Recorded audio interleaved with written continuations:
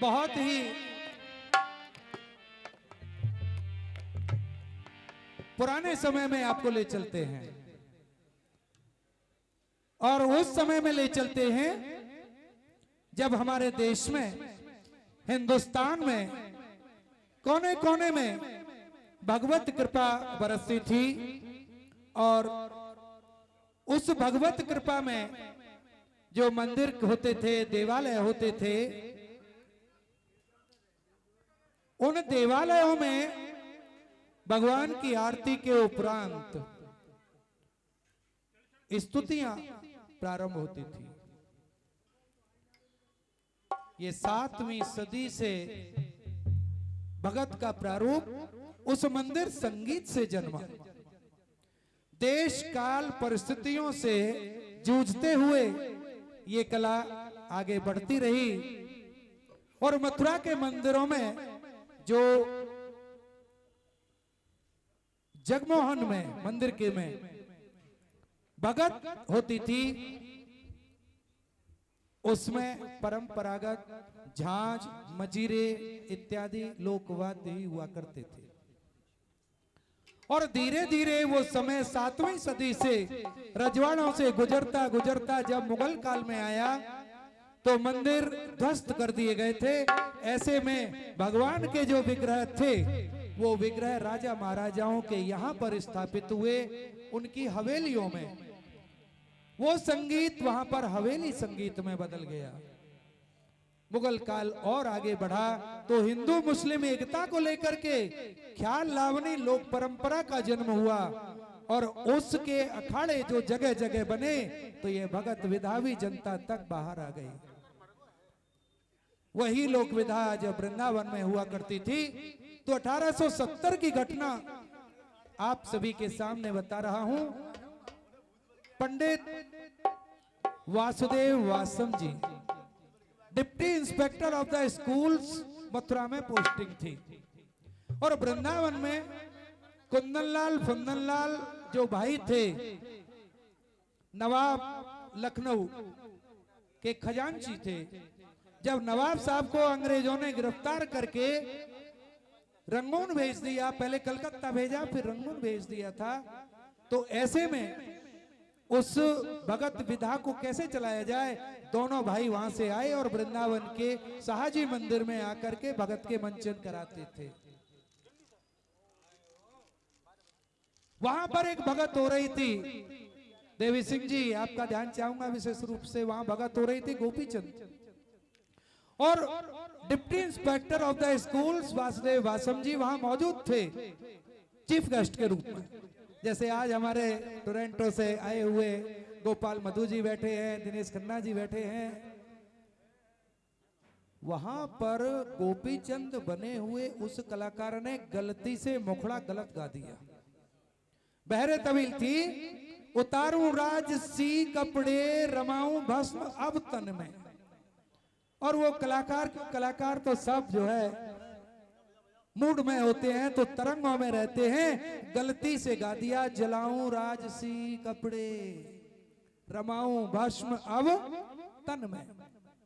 तो उतारूं की जगह जलाऊं बोल दिया और तभी कुंदनलाल फुंदनलाल ने जो गहनों से, हीरे मोती माणिकों से जो गोपीचंद का राजसी अंगरखा बनवाया था उसको वहां उतारा गया, परात में रख करके जला दिया गया।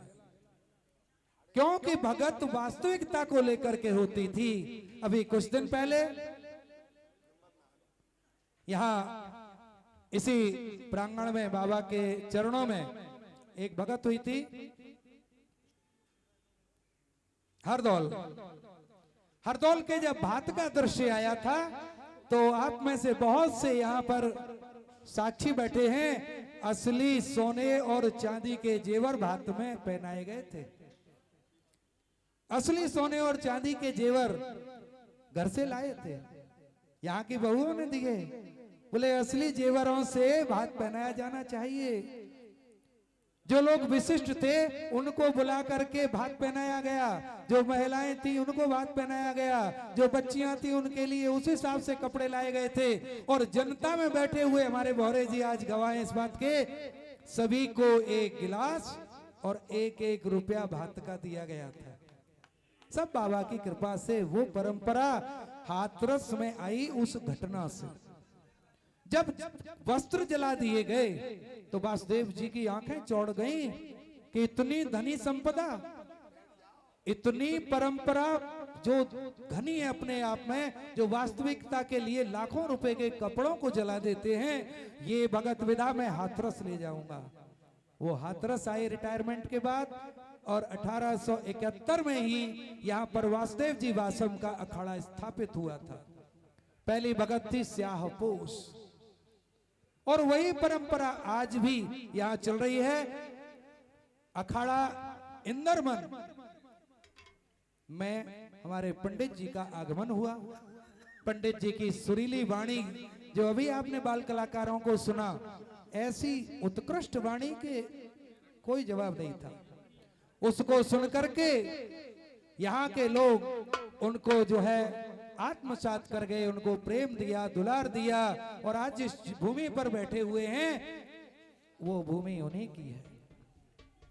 तो आइए ऐसी भगत का, ऐसी संगीत का, कानपुर में उसका नामकरण हो गया, उसकी बातें इतिहास की हैं।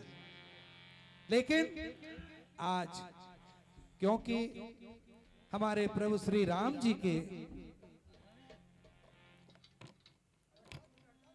प्राण प्रतिष्ठा का एक लहर चल रही है चारों ओर, तो क्यों ना हम भगवान श्री राम के पूर्वज उनकी यशोगाथा का गुणगान करें। पंडित नथाराम जी ने सत्यवादी हरिश्चंद्र स्वांग लिखा था और उस स्वांग को देख करके महात्मा गांधी की दृष्टि बदल गई थी। श्रवण कुमार और सत्यवादी हरिश्चंद्र, महात्मा गांधी ने उस वक्त क्योंकि लीला नाटकों का समावेश भी था, इन दोनों को देखा था और मोहनदास करमचंद गांधी से वो महात्मा गांधी बन गए थे। चतुर्वेदी जी, बातें तो बहुत हैं लेकिन इतिहास गवाह है पंडित नथाराम जी की वजह से मोहनदास करमचंद गांधी बन गए थे।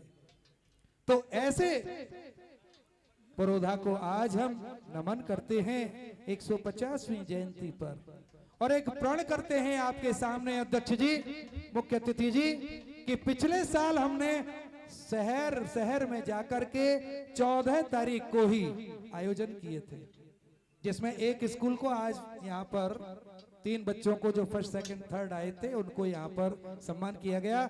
उनके शहरों में ही हमने सम्मान कर दिया है उनका, औरों का। तो इस साल 14 तारीख हर महीने की हमारी बच्चों के बीच में गुजरेगी। देश के विदेश के स्कूलों के बच्चों को जाकर के पंडित नथाराम गौड़ जी की जीवनी सुनाएंगे, उनके लिखे हुए स्वांगों को उनको दिखाएंगे, क्योंकि ये लोक विधा कभी विलुप्त नहीं होगी। चारों ओर चल रहा है विलुप्त हो जाएगी, विलुप्त हो जाएगी, लेकिन प्रयास, आप लोगों के आशीर्वाद की जरूरत है। नए बच्चे जहां किलकारी भरेंगे वहां पर तो पंडित नथाराम गौड़ खुद उपस्थित हो जाएंगे। तो बोलिए पंडित नथाराम गौड़ जी की, हरे के सहारे खाटू श्याम जी की। और आइए सत्यवादी हरिश्चंद्र का पहला दृश्य कलाकारों के माध्यम से। Hello hello hello hello hello hello hello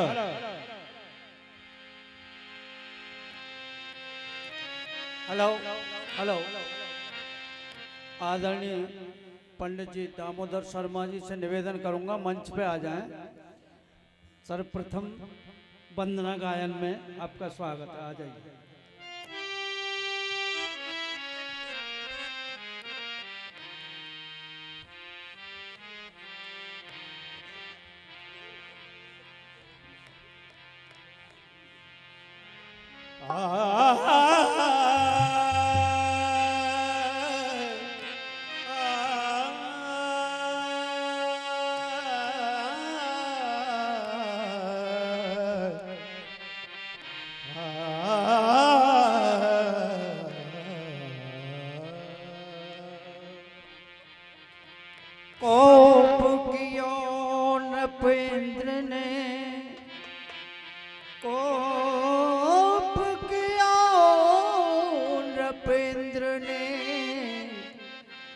बरसो जल असुधार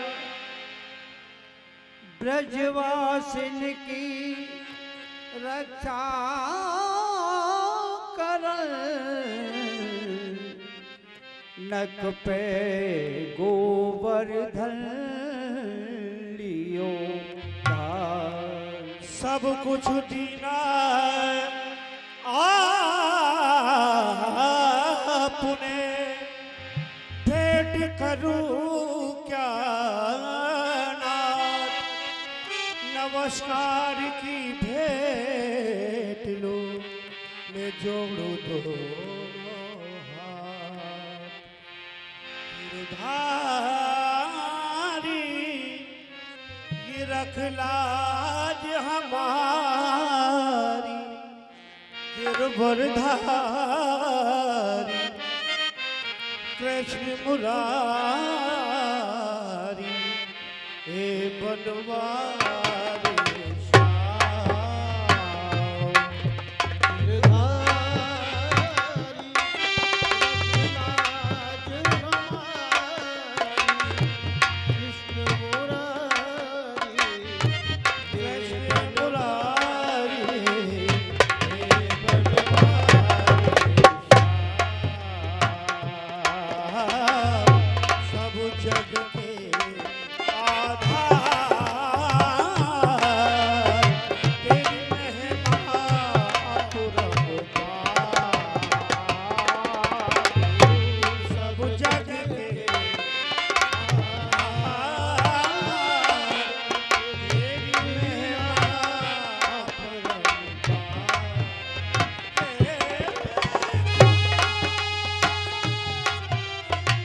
रख लाज हमारी